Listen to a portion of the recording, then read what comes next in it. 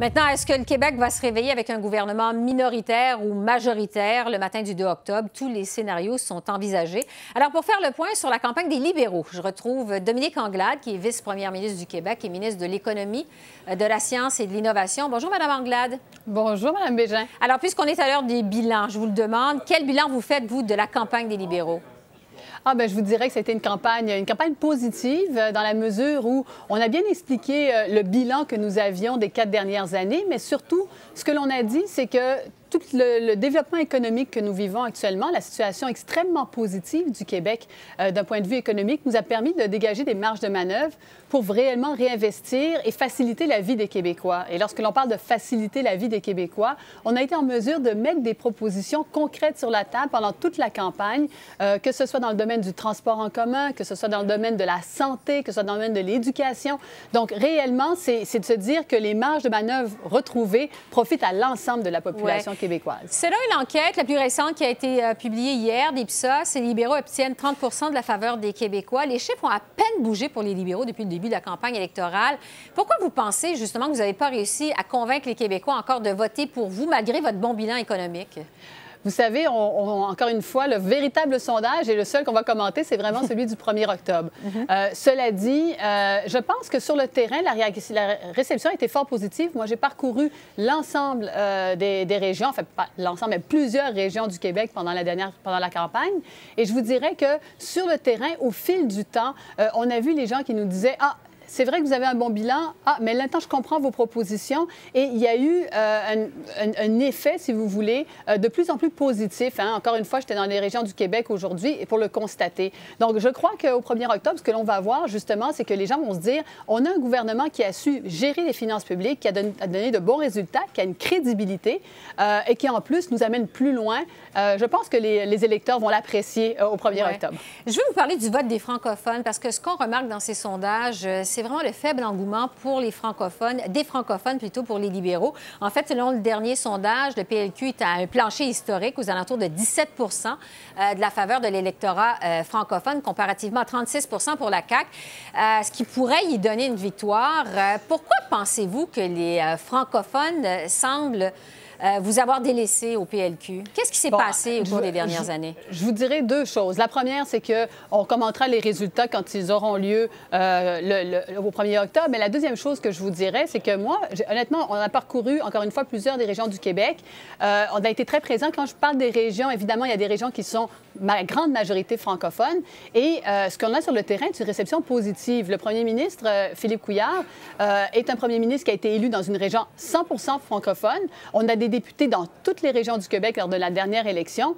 Donc, nous, on reste confiants. Puis je vous dirais qu'on n'a pas eu un premier ministre qui représente les régions, qui vit véritablement en région depuis des dizaines d'années. C'est le cas de Philippe Couillard, qui a défendu de manière systématique toutes les questions des agriculteurs, la gestion de l'offre, les nouvelles politiques agroalimentaires que l'on a mises de l'avant. Et je pense que le 1er octobre, les gens vont le reconnaître parce qu'il a été véritablement un premier ministre des régions. Et moi, j'ai pu le constater parce que dans les échanges qu'on a eus, je ne me rappelle pas de journée où le premier ministre n'a pas parlé de l'importance d'être encore plus proactif et d'amener des décisions là où elles devraient se prendre dans les régions, puis notamment avoir des ministères qui soient délocalisés vers les régions, plus près du monde, en fait. Donc, je pense que ça va se refléter le 1er octobre. Votre gouvernement a terminé son mandat avec un bon bilan économique. Vous en parliez d'entrée de jeu. Pourtant, on n'en a pas entendu parler tant que ça pendant la campagne électorale. Pourquoi pensez-vous que les libéraux n'ont pas réussi à imposer le thème de l'économie pendant la campagne? C'est pourtant un thème qui est dominant, en règle générale, chez les libéraux. Vous avez tenté d'en parler,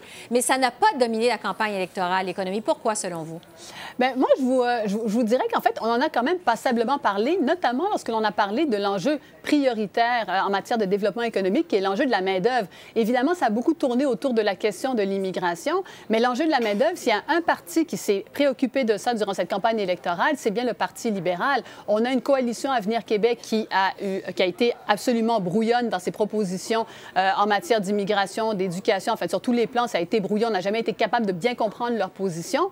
Par contre, lorsque l'on constate que l'enjeu prioritaire, c'est les pénuries, que vous alliez alliez en Abitibi, que vous alliez en Gaspésie, que vous alliez dans le centre du Québec, vous obtenez la même réponse. Et nous, on a amené des solutions concrètes qui sont dans notre cadre financier, la régionalisation des immigrants, la francisation des immigrants, avec des sommes qui y sont associées. Encore une fois, la Coalition Avenir Québec a parlé d'immigration, n'a mis aucun sou additionnel pour la francisation des immigrants, pour la régionalisation dans son cadre financier, alors que nous, on a été capable de présenter une vision par rapport à ça. Alors, c'est peut-être pas le mot économie, mais c'est l'enjeu économique prioritaire qui est la question de pénurie de main-d'œuvre. J'ai entendu à plusieurs reprises les analystes qualifier la campagne des libéraux de tranquille. Qu'est-ce que vous en pensez? J'aimerais vous entendre là-dessus. Est-ce que vous avez mené une campagne tranquille, les libéraux, au cours des dernières semaines?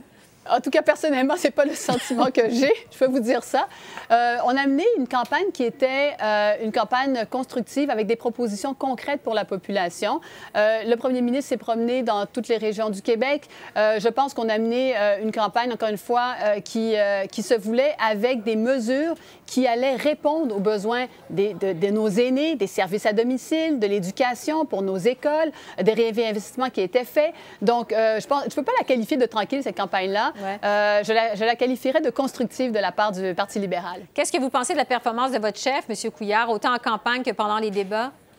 Bien, écoutez, je l'ai particulièrement apprécié dans les débats. Je l'ai particulièrement apprécié cette semaine à Tout le monde en parle, où il était vraiment ce qu'il est, c'est-à-dire un chef d'État digne, qui sait s'élever au-dessus de la mêlée et qui sait bien représenter le rôle de chef d'État et de premier ministre. Alors, moi, c'est ce que j'ai remarqué. Et puis, cette semaine, j'entendais les analystes dire on a vu qu'il peut être très émotif aussi, qu'il peut faire preuve d'engouement. Donc, c'est ce que je vois, moi, comme chef du Parti libéral que l'on a vu pendant la campagne, et particulièrement cette semaine. Oui.